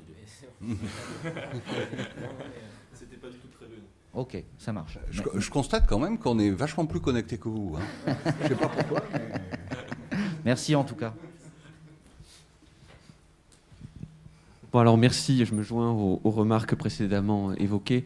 Je vous remercie pour votre présentation, pour le fait aussi que vous avez su être réactif avec le PowerPoint qui a un peu planté. On voit d'ailleurs la qualité d'un responsable associatif à sa capacité non pas à réagir en fonction de lorsque tout va bien, mais quand ça plante. Bref. Donc, moi j'avais une question qui en plus a été évoquée précédemment, donc je ne la dirai pas. Oui, votre présentation, vous vous concentrez beaucoup sur le frigidaire. N'oubliez surtout pas la gestion du foyer, je me permets de le dire, l'aspect solidaire est évidemment primordial, mais dans la mesure où il va y avoir des locaux, etc., il va falloir animer ce foyer, et surtout, vous vous reposez sur le service civique, mais je me joins à ce qui a été dit précédemment, n'oubliez pas que le sens du projet, c'est à vous de le donner. Sur le service civique, justement, en plus de la remarque sur le service volontaire européen, il peut être aussi évoqué que dans votre timeline, vous prévoyez seulement 2 semaines ou 1 semaine pour recruter le service civique, prévoyez-le dès septembre. Prévoyez dès septembre pour dire qu'il débute en octobre. Commencez le recrutement avant, parce que sinon ça vous décalera tout. Ça peut être assez dur de trouver des volontaires en service civique. Donc prenez un peu avant. Et ensuite, la vraie question sur laquelle je vais vous demander une réponse, c'est sur le lien entre l'université et votre association. Vous êtes affilié à une association nationale, mais vous avez la personnalité juridique. Là, votre association a la personnalité morale. D'accord. Donc vous allez passer une convention avec l'université ou la convention... comment ça se passe? C'est-à-dire que moi, j'aimerais qu'une convention soit passée pour vous confier en fait, la gestion du foyer et éventuellement la responsabilité. Mais est-ce que cette convention, vous pensez qu'il faut la passer avec vous? Et comment vous voyez cette convention? Ou est-ce que il vaut mieux le faire avec le national? L'association des frigos solidaires. Oui. Parce que c'est vraiment sur l'aspect foyer. Donc pour le coup, c'est là que je me pose la question. Comme vous êtes affilié d'un côté et de l'autre avec la personnalité morale. Alors c'est intéressant, ça a été une question pendant longtemps de comment faire, comment se déclarer. Au début, nous, on pensait que c'était en tant qu'association étudiante, on ne connaissait pas trop le système. Donc on pensait d'abord déclarer en association étudiante, et puis finalement est venu, grâce à nos référents, de nous déclarer vraiment en association loi 1901, et ensuite en se déclarant l'adresse à l'université, demander une boîte postale, demander une adresse mail à partir de unifpo.fr, et ensuite oui, je pense que le mieux ça sera une convention, et c'est comme ça après c'est l'association via les personnels qui signent des partenariats Et donc dans ce cas, comment vous prévoyez la suite? Parce que s'il y a une asso sous convention, il faut qu'il y ait des gens après pour reprendre après votre passage. Même si vous avez encore du temps à l'université, il faudra des gens pour gérer le foyer après. Donc moi, j'ai pas vu beaucoup d'aspects sur le recrutement. Et vous ferez comment? C'est lors du foyer, si vous avez des gens intéressés, vous les prenez, ou vous prévoyez une campagne de recrutement? Déjà, on a 2-3 ans à revenir. Ça passe vite. Hein. Ça passe très vite. Non, mais je suis d'accord sur ce laps de temps, mais je pense que... Moi, je pense qu'on a réfléchi un peu avec Adrien, c'est le temps que le foyer se mette en place, et à ce moment-là, les étudiants qui rentreront, qui partageront ce foyer-là, voudront peut-être s'investir, et c'est à ce moment-là qu'on compte sur... Okay. Commencez quand même, mais commencez quand même déjà à envisager la passation, parce qu'il y a beaucoup d'assauts qui ploufent, qui tombent parce qu'il y a beaucoup de choses à gérer. Après, pour le service civique, on a déjà des personnes qui sont déjà intéressées. D'accord. Ok, moi je vais rien rajouter, si ce n'est merci beaucoup pour votre présentation. Et puis vous demander de laisser la place au suivant.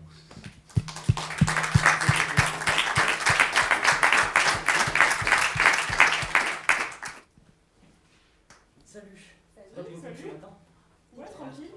Et d'ailleurs, vous avez vu là l'affiche devant l'entrée de la porte là. Quelle affiche? Tu parles pas de l'affiche à 2 heures? Voilà, c'est ça, je cherchais. Ah, mais c'est pas l'affiche sur les groupes de parole là? Ouais, C'est exactement. ce qu'ils proposent, ça a l'air super intéressant. Mais en plus, j'ai vu l'affiche vite fait, et c'est pas des groupes de parole où tu fais que parler en fait. Tu joues, tu fais des expériences. Ouais, je l'ai vu. Franchement, ça donne envie. Faudrait qu'on s'inscrive, comment s'inscrire, etc. Excusez-moi. Vous parlez du groupe A2, c'est ça? Oui, c'est ça. J'en fais partie. Je m'appelle Luro Nicolas. Je viens du DUT de Mont-de-Marsan, et vous avez de la chance parce que toute l'équipe est là. On vient des quatre coins de l'UPPA. Je laisse les présenter. Donc bonjour à tous, je m'appelle Julie Crassat. Je suis en Master 1 de sociologie spécialisée sur la transition énergétique et le numérique. Et donc moi je gère ce projet sur le campus de Pau. Bonjour, donc moi c'est Arthur Balazin, je suis en première année de licence informatique au campus d'Anglet avec l'autre Arthur Chanté. Et moi je m'appelle Sarah et je suis en STAPS, donc en sport, en mention haltérophilie, musculation. Voilà. Très bien. Écoutez, ce projet nous atteint tous, personnellement, grands ou petits. On a tous déjà eu besoin de poser des questions ou rencontrer un manque de prise en charge. Le but de notre projet est essentiel. Il apporte une aide à la vie étudiante de manière générale.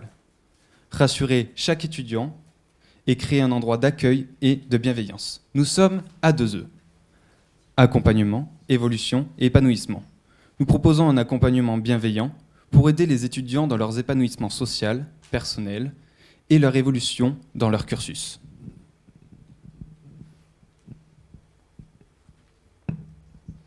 Alors merci Nicolas. Je tiens à préciser que c'est carrément un projet d'innovation sociale dans le domaine de l'éducation. Pourquoi ? Parce que déjà le monde de demain est carrément anxiogène. Parce qu'on voit les théories de l'effondrement en effusion de plus en plus. Il est déjà anxiogène.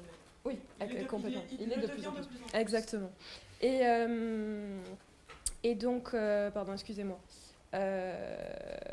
Voilà. Et voilà, le problème de ça, en fait, de ces théories de l'effondrement, etc., c'est que ça amène une majorité à la résignation. Et comment les individus peuvent réagir s'ils sont résignés. Donc c'est tout le concept aussi de notre projet. C'est on va se centrer sur l'individu, on va lui redonner son pouvoir créateur pour permettre justement de s'étendre et que ça devienne quelque chose de plus grand. Je vais citer pour ça la citation de Gandhi qui dit « Soyez le changement que vous voulez voir dans le monde ». Donc c'est exactement, ça résume notre projet. En ce qui concerne le contenu, il repose sur la base de groupes de parole, de jeux, d'expériences, permettant un dialogue entre les étudiants de l'université encadré par un médiateur. Alors au cours de notre mise en place du projet, on a eu la chance de rencontrer Lisanne Mathieu, donc, qui est psychothérapeute et directrice de l'association, présidente de l'association Cœur des Souffleurs. Et donc... Et donc elle dispose d'une équipe qui est disponible sur l'ensemble de l'Aquitaine. Et comme son équipe est disponible sur l'ensemble de l'Aquitaine, elle va pouvoir se déployer sur les 5 campus. Et ce qui est intéressant, en fait, nous, ce qui nous a super intéressé, c'est quand elle nous a parlé des facilitateurs. Son équipe, c'est une équipe de facilitateurs. Et donc, c'est exactement les médiateurs qu'on cherchait.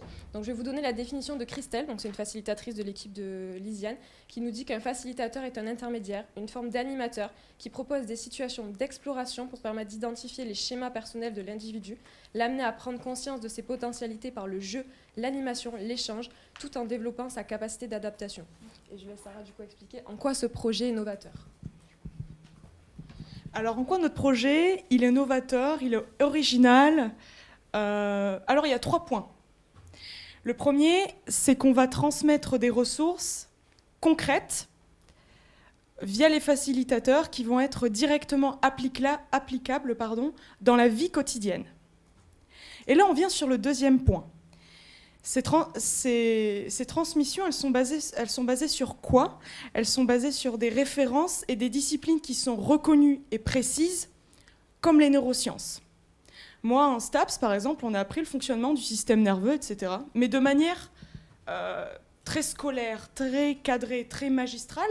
Et c'est là qu'on vient sur le troisième point, c'est-à-dire que nous, cette transmission de ressources va se faire sous forme de jeu. Donc ça va être ludique, via aussi du coup l'expérience, l'expérimentation. Est-ce que tu peux me parler, Arthur, de la finalité ? Donc, qu'est-ce que ça apporte à l'université ? Premièrement, on permet le développement personnel des étudiants qui étaient jusqu'alors, on va dire, inexistants ou plutôt réservés à quelques filières, c'est-à-dire par exemple Polytechnique, ou dans le cadre, on va dire, un peu plus bas âge, par l'intermédiaire de ce qu'on appelle les élèves sentinelles. Donc, mais ça, c'est du coup à la charge et à la volonté des établissements. Deuxièmement, on répond à une problématique qui est la suivante. Comment, au sein de l'université, on va permettre la connaissance de soi, la valorisation de soi, ainsi que l'amélioration des qualités de vie des étudiants, tout simplement. Ce qui est un point important, tout simplement parce que là, on peut du coup jouer sur les performances des étudiants qui seront améliorées. Du coup, on améliorera théoriquement leur taux de réussite. Et ça, c'est forcément recherché par les universités. Et troisièmement, donc comme l'a dit Julie, on a l'ambition que notre initiative, on a l'ambition de la généraliser à, en tout cas, tout le pays. Pas, C'est au collège, à toutes les échelles. à toutes les échelles. Oui, c'est ça. À toutes les échelles, il faut que ça devienne une norme, tout simplement. Nous avons donc pensé à toute l'organisation, évidemment. Donc en ce qui concerne le déploiement et donc l'organisation des interventions, c'est des interventions de 2 heures avec 2 à 3 facilitateurs. Pourquoi ? Parce qu'en fait, le but, et c'est les valeurs qu'on porte dans notre projet, c'est la coopération d'énergie complémentaire. Donc c'est vraiment sur ça que ça repose et c'est très très important. Et ça va permettre justement de sortir encore plus les élèves qui viendront de l'isolement. Et je sais pas, je crois que j'ai oublié de le dire, que ça sera 10 personnes maximum par intervention. Tout simplement parce que sinon, ça ne sera pas aussi intéressant. Et puis pour la prise de parole, je pense que ça permet une assurance. C'est mieux que s'il y a 20 personnes. En termes de confidentialité. Voilà, exactement. En ce qui concerne le déploiement sur tous les campus, donc avec l'équipe de Lisiane, tout s'est fait parfaitement bien en synchronicité, enfin, c'est génial, parce qu'en fait on s'est arrangé à ce que toutes les universités aient au moins une séance par mois donc de ce groupe de parole, à 2, donc ça c'est l'idéal, mais si des fois ça ne peut pas se mettre en place à cause des emplois du temps, etc., c'est pas grave. Au moins minimum 1. Et on s'est arrangé à ce que les IUT aussi, parce qu'ils ont des emplois du temps totalement différents, des fois ça change, on a l'emploi du temps 1 semaine à l'avance ou 2 semaines à l'avance. Donc c'est pour ça qu'on a créé un site internet A2E, donc il y a la page Facebook et la page Instagram, pour permettre de diffuser les informations. Si par exemple, 1 semaine à l'avance, les cours ont changé, vous saurez 2 semaines à l'avance à quelle heure et quelle salle se déroule l'intervention. Voilà. Et du coup, Sarah, tu vas nous parler, s'il te plaît, de notre planning prévisionnel. Alors, Madame Mathieu et son équipe ils ont tout prévu. Donc, ils ont aussi prévu notre propre formation. C'est-à-dire que dans un premier temps, on va suivre, bien entendu, les groupes de parole, les groupes de facilitation. Et dans un second temps, c'est eux qui vont nous laisser la place. Donc, on va être formés par eux. Ça va être une formation de 24 heures, répartie soit sur l'année scolaire, soit pendant les vacances, et ce qui nous permettra, par exemple, dans la 2e année, de pouvoir prendre leur rôle. Et par contre, nous, on ne va pas être juste laissés comme ça. Bien sûr, on sera supervisé par l'équipe de Madame Mathieu.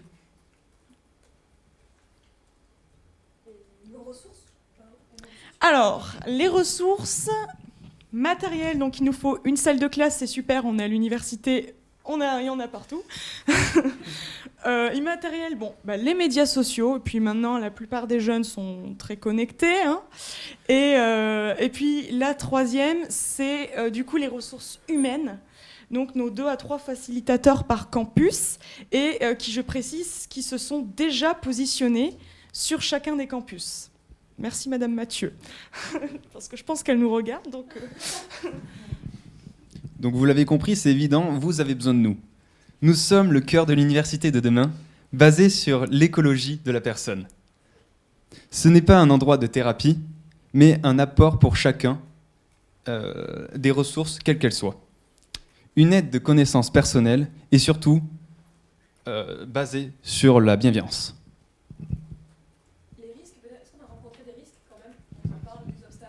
Si je peux vous donner un seul risque, c'est que ce que je peux vous en citer un, c'est la notoriété. Comme on a commencé sans être connu, et grâce aux réseaux sociaux, grâce aux affiches, on a pu avoir des gens et on a pu évoluer. Si je peux vous en donner peut-être un autre, c'est les budgets. Parce que les budgets, c'est toujours un cas délicat dans un projet. On a toujours peur. Donc, voilà, c'est compliqué. Selon les vacances, on a dû calculer le budget selon les vacances, selon les établissements, selon les périodes d'examen. Donc ça a été assez compliqué, mais notre budget est rentable et je vais vous le démontrer dans la partie suivante. Donc notre budget, comme il a été dit, on l'a calculé sur 100 € par heure. Et donc, comme une intervention, comme je l'ai dit, de 2 heures, cela fera 200 € par heure. Pardon, excusez-moi. Mais si nous le comparons à un groupe de parole fait par un spécialiste de santé, pour un groupe de 10 personnes maximum, nous serons à 34 € par heure. Alors qu'avec nos facilitateurs, on atteint 10 € par heure. Ceci est une vraie chance. En plus, les facilitateurs se déplacent même de loin pour aider les personnes à se sentir mieux dans leur esprit et dans leur corps. Globalement, les prix par université pourraient varier entre 1 800 et 2 000 €, ce qui ferait un budget annuel pour tous les campus de 15 200 €. Dans l'idéal. C'est vraiment l'idéal. Ça peut varier tous les campus réunis. Voilà, selon... Campus réunis et à l'année, je précise. Voilà. Et les 2 000 € et 1 800 € par an, c'est par université. Voilà. Pour payer les facilitateurs, parce qu'il y en a 2. Après, voilà, on a un tableau explicatif que j'ai sur ma clé USB si vous voulez plus de... Investir dans ce projet, c'est judicieux et indispensable pour des étudiants qui ont besoin d'aide et d'écoute. Alors, avez-vous des questions avant les inscriptions ?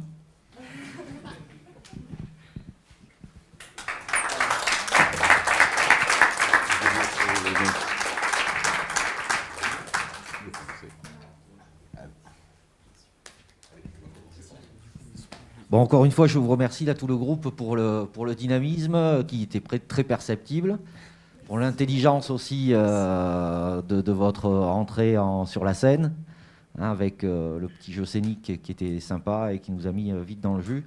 Donc ça, c'est tout à fait positif. J'ai pas vraiment de questions particulières à vous formuler. Juste une petite remarque. On a eu sur l'aisance, en fait, sur le développement des potentiels, il y a eu d'autres projets soutenus sur l'université. Voilà, je commence à avoir la mémoire un petit peu longue parce que ça fait un moment que je suis là.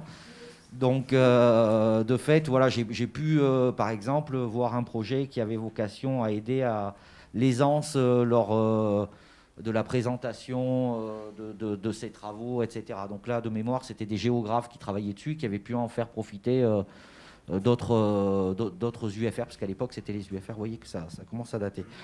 Mais bon, c'est très intéressant. Ce que je voulais vous dire, c'est que vous êtes vraiment sur un champ qui n'est pas pris en charge par les enseignements, je pense. Et qu'effectivement, à votre âge, il est très intéressant de savoir de quoi on est capable et de développer sa propre perception de ses capacités. Ça crée la confiance.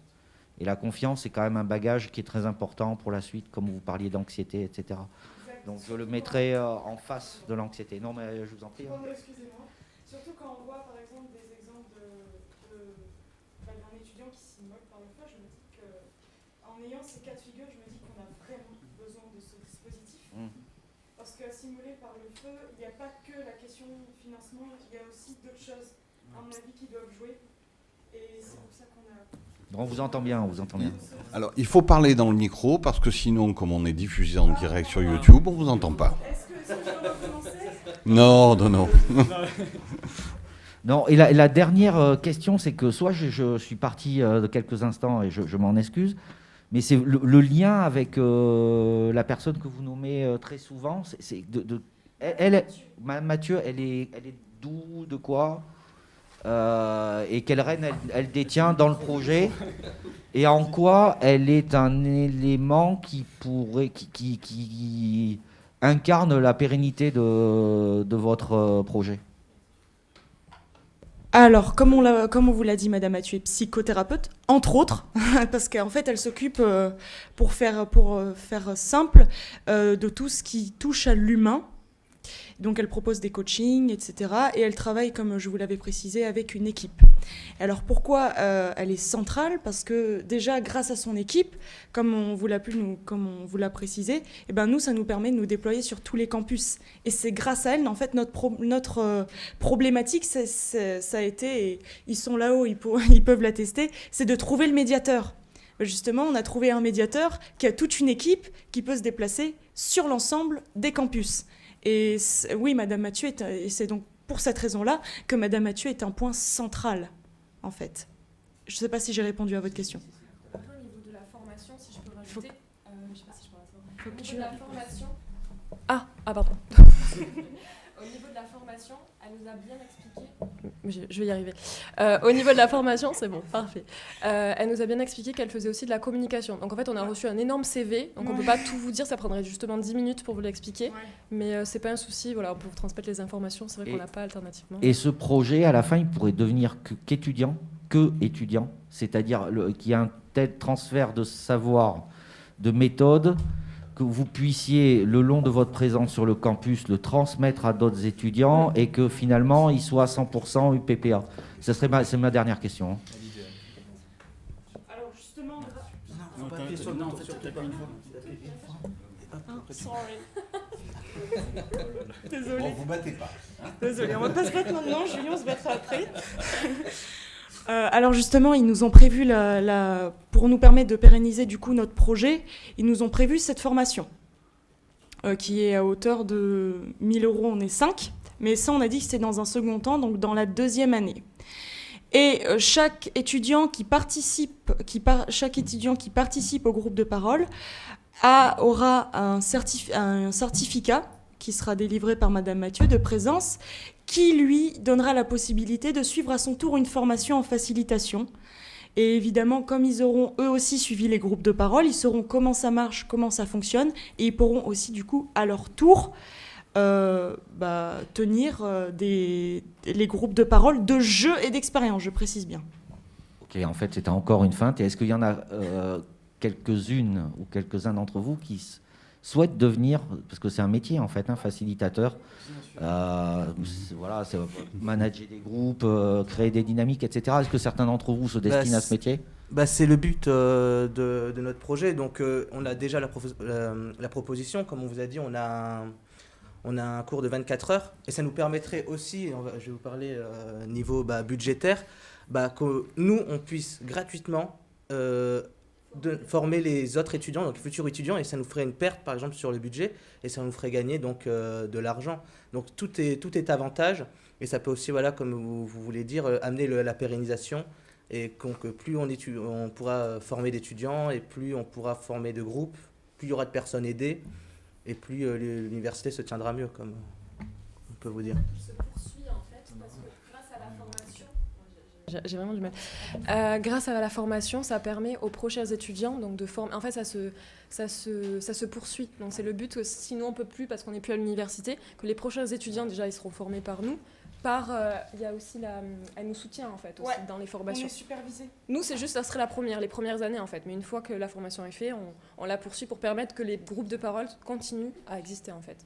Et l'idéal, voilà, c'est que le projet s'éteinde, mais bon, ça... Je vais être obligé d'utiliser mon pouvoir de censure du président, parce que sinon, on y est encore jusqu'à... Donc j'aimerais bien qu'on passe aux questions suivantes. Merci. Donc, ça va être rapide. Vous avez évoqué d'ailleurs le pouvoir créateur des étudiants. Moi, je crois qu'on a une belle démonstration là, pour cette troisième présentation, mais on n'en doutait pas. J'avais une question concernant Madame Mathieu, mais justement, elle a été posée. Mais moi, je voulais savoir quelle était, donc, si j'ai bien compris, donc cette organisation est prestataire, dans le fond, et quels sont les liens contractuels entre donc, les intervenants, puisque derrière, il y a des flux financiers, puisqu'il y a un coût de la prestation qui a été indiqué. Donc, quels sont les liens contractuels entre, alors je ne sais pas, l'UPPA ou une association d'étudiants qui demande donc à des prestataires d'intervenir pour pouvoir animer ces groupes de parole. Donc, et derrière, quel est le coût résiduel à la charge, on va dire, de l'étudiant. Donc, vous évoquiez un coût horaire. Donc, on sait les problématiques de budget pour les étudiants. Comment vous imaginez éventuellement des prises en charge complémentaires ou des accompagnements? Donc voilà, moi j'avais besoin d'avoir ce genre de précision sur la manière dont vous allez mettre en place, on va dire, cette relation contractuelle. Et après, juste une dernière question, mais je la pose en même temps, c'est savoir qu'est-ce qui vous a amené, vous, à vous intéresser à ce sujet. Moi, je suis très curieux de la genèse un peu de cette idée. Non, c'est bon. Alors, court, s'il vous plaît. Ok, je vais essayer. Je vais répondre à déjà cette question parce que je l'ai en tête. Les étudiants n'ont rien à payer. Ça, alors, on a peut-être mal précisé, donc c'est sous la question. Ah ben voilà, excusez-nous. Donc, ils n'ont rien à payer. Donc, normalement, le financement, donc c'est pour ça, on l'a présenté sous forme de pièce de théâtre, on l'a imagé, mais on n'a pas encore, on ne sait pas comment ça va se dérouler, bien entendu. On a compris que c'était, entre guillemets, E2S, donc on voulait voir avec vous, donc ça, voilà, il faut voir dans le futur comment ça se passe. Et si c'est pas possible, que c'est trop, même si on estime que c'est rentable, on a vu avec eux, entre guillemets, l'association, donc Madame Lisiane et son équipe, trouver d'autres financements, demander aux banques. Enfin, on va trouver. Franchement, on est tellement positif qu'on sait qu'on.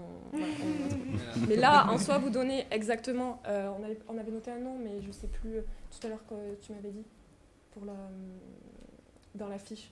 Un possible quelqu'un qui peut nous aider aussi. Ah oui, oui. Je ne sais pas si tu peux en parler. En fait, Madame Mathieu, elle dispose de plusieurs collaborateurs. Donc nous, on peut collaborer avec eux. Et nous, on a aussi dans l'objectif de créer une association. Et donc voilà, donc on peut aussi demander à ce que les gens nous soutiennent. Et aussi, du coup, via les médias sociaux, créer un Tipeee, voilà, pour que les gens déposent aussi des fonds. Donc ça c'est possible. Et je voulais juste souligner ce que Arthur a essayé de démontrer, c'est normalement combien ça coûte un coup. C'est pas en fait il n'a pas démontré combien il faut payer, mais normalement dans la vie quotidienne pouvoir on aurait payé pour une personne. Et nous ce qu'on montre c'est que justement déjà il faut des sous pour pouvoir participer à une séance de psychothérapie. Et là, ce qui est super, c'est que les étudiants, ils auront accès à ce contenu gratuitement. Est-ce que c'est plus clair ? C'est clair. Je m'excuse, hein, mais il faut qu'on... Je fais rapide sur la fin de la question. Oui. On a tous eu déjà une expérience par rapport au groupe de parole ou autre chose, où on a déjà vécu des choses. Et on a tous eu du coup la remarque qu'on avait besoin de ça. Et j'ai fait passer des fiches et tout ça. On a déjà fait des recherches. Et beaucoup d'élèves ont besoin d'autre chose. Vous n'avez pas répondu à une question, c'est qui opère ? Quel est l'opérateur ? C'est l'université, vous êtes constitué en association Alors pour le moment non, voilà. on comptait sur l'université, donc c'est pour ça qu'on présente le projet et on ne sait pas encore du coup. Voilà. Bon, j'avais également une remarque sur ce qui était gratuité, etc., mais vous y avez répondu. Je ne suis pas d'accord avec un point précis, qui est que vous dites normalement ça coûte des sous. Or, ce n'est pas forcément le cas, puisqu'il y a un service universitaire de médecine préventive qui offre des consultations gratuites. Ceci étant, ça n'enlève pas ce que vous dites, c'était juste une remarque en passant. Moi, je voudrais juste vous dire quelque chose, il n'y aura même pas besoin de réponse. C'est que j'ai remarqué le chemin que vous avez parcouru. Vous, comme tous les autres, c'est un peu en conclusion des différents groupes.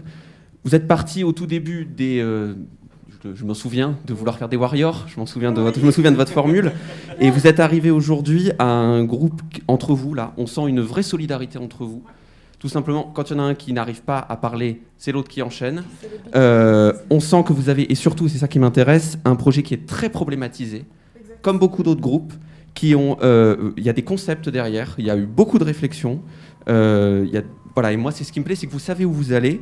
Quelque part, vous nous avez vous êtes très convaincant et vous nous avez emmené dans votre monde. Je ne doute pas que vous trouverez les différents financements pour les points qui vous a manqué. Et moi, encore une fois, là, c'est conclusion pour l'ensemble des groupes, comme tous les groupes, parce que vous êtes le dernier, je l'aurais dit pour les autres. Moi, j'ai assez envie de vous suivre dans les mondes que vous nous avez proposés. Merci beaucoup. Ça me fait chaud au cœur.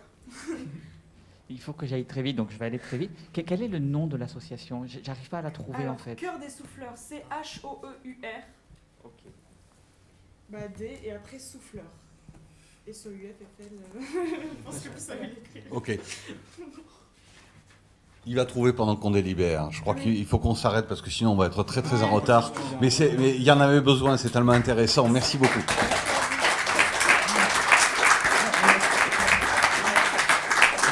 Donc, ce que je vais proposer, c'est que les membres du jury, alors on a une salle qui est réservée où on va pouvoir s'éparpiller façon puzzle dans la salle bien tranquillement.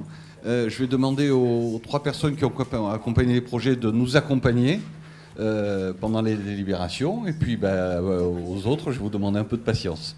Voilà. À tout à l'heure. Bien. Le moment tant attendu est venu et il a fallu beaucoup de patience parce que normalement tout ça aurait dû se dérouler en avril.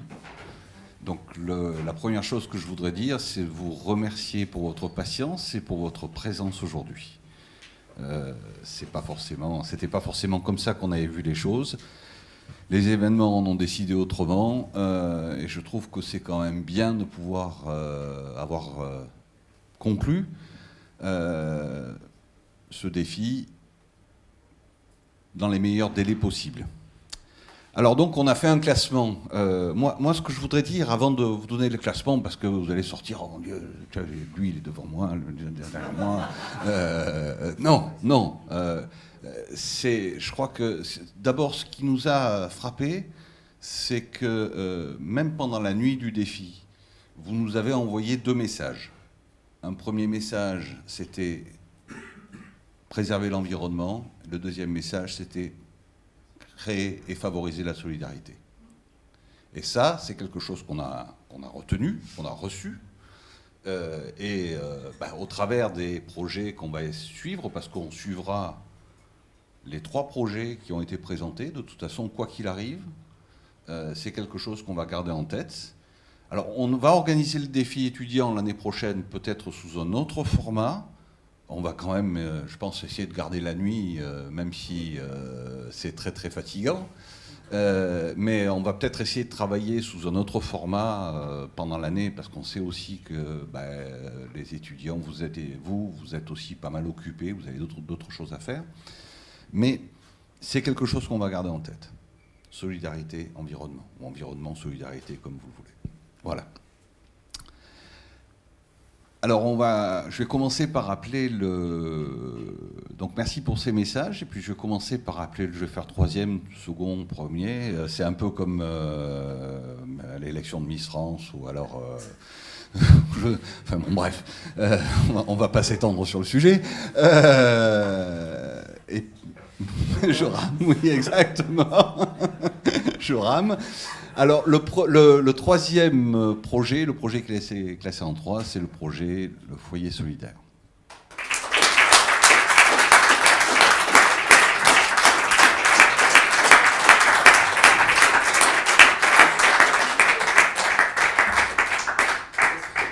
Alors, quand même, un petit message qu'on aimerait bien vous faire passer. Non, ça va pas être simple, ça. Tiens, voilà. Tiens. Un petit message qu'on voudrait bien vous faire passer, tout d'abord, c'est que, bien entendu, on a trouvé que la progression que vous aviez faite, que vous avez suivie depuis la nuit du défi, le projet s'est bien décanté, s'est bien formalisé, vous avez travaillé, vous avez produit quelque chose de propre, et de quelque chose qui était qu'on pense être important, avec une remarque. Et cette remarque, c'est une remarque personnelle. Vous voulez créer au travers d'épiceries solidaires, de frigos solidaires, une solidarité. S'il vous plaît, concentrez-vous sur la solidarité et pas sur les lieux, pas sur le foyer, pas sur le... Mélangez pas les choses. Ce qui est important, c'est de faire en sorte qu'autour de ce foyer, autour de ce frigo, le premier sera dans une laverie. Écoutez, c'est tant mieux que les gens puissent se retrouver là. Finalement, c'est ça. Que les gens puissent se retrouver là, c'est pas la quantité de denrées qui va être distribuée, mais c'est plutôt le fait d'apporter quelque chose et de prendre quelque chose, comme vous nous l'avez dit, qui est vraiment le point le plus essentiel dans votre projet. Voilà. Bravo.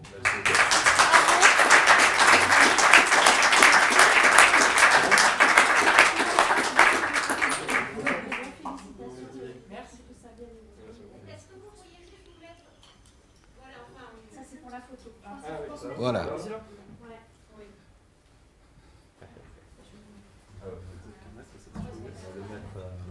Et moi, je me mets de côté. Voilà.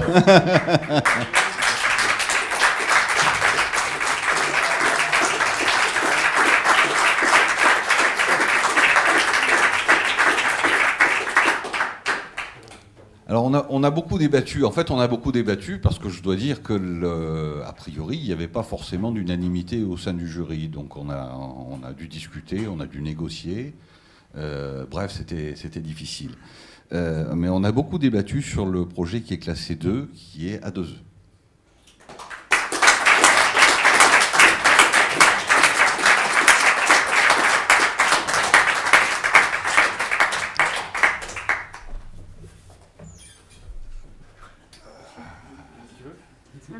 Elle est là. Voilà. Alors pourquoi est-ce qu'on a beaucoup débattu? C'est parce que, d'abord, une petite remarque là encore personnelle, vous avez eu la délicatesse de présenter ce projet sans parler du contexte actuel. Ça aurait été la facilité. Et je trouve que c'était très bien, parce que c'était une façon de le replacer, de le recentrer, de le remettre dans un contexte qui est le contexte du fonctionnement normal de l'université. Et ça aurait été vraiment très facile de dire, ah bon Dieu, avec tous ces étudiants et le Covid, ils sont enfermés dans leur chambre, ils sont complètement perdus, il faut faire quelque chose. Voilà, pour faire court. Donc ça, c'était vraiment très bien. On est tous conscients, je pense que dans le jury, ça c'est l'unanimité, que vous vous attaquez à un sujet, à un projet qui est nécessaire pour l'université, qui est nécessaire pour les étudiants, qui est aussi nécessaire pour le statut de l'université que l'on veut atteindre demain. Maintenant, il va falloir le décliner. Et là, je crois qu'il y a un peu de travail encore à faire. Et on vous fait confiance. Et puis, de toute façon, on se reverra pour le décliner dans de la meilleure façon possible. Voilà. Donc, c'est un début. C'est pas une fin, hein, dans ce deuxième prix. Merci et félicitations.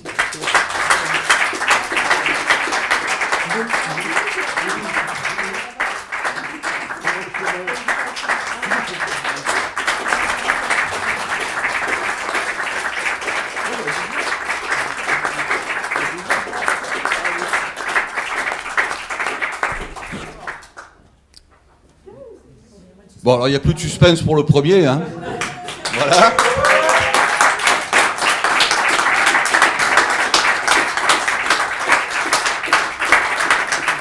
Donc le premier, c'est Biotope. Alors Biotope, effectivement, ça peut se comprendre de plusieurs façons différentes. Je crois que vous y êtes arrivé au top.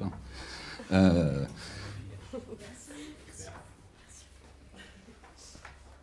On a beaucoup aimé votre présentation. Au-delà du projet en tant que tel et de la façon dont il peut effectivement... Vous avez pris au mot finalement, c'était imaginer le campus de demain, donc vous nous avez dit, voilà, le campus de demain, voilà comment il doit être. Ça, c'était une réponse à la question, et je pense que la réponse était appropriée.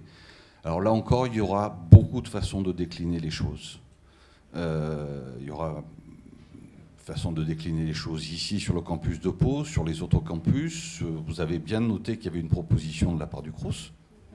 Hein, donc, faudra pas l'oublier. Et on compte sur vous pour que ça démarre et pour avoir de belles abeilles et de jolies fleurs l'année prochaine. Voilà.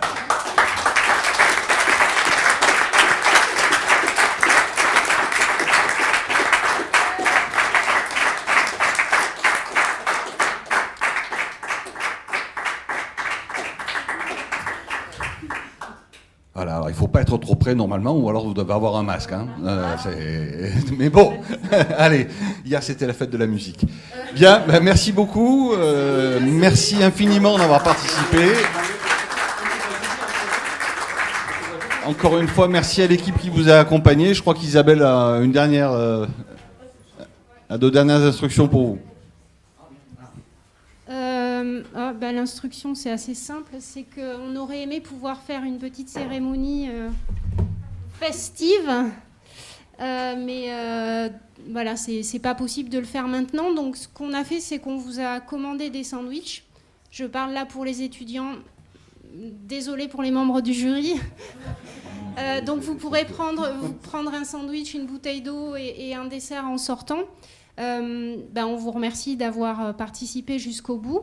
Comme Gilles l'a dit, l'an prochain, on va organiser de nouveau un défi.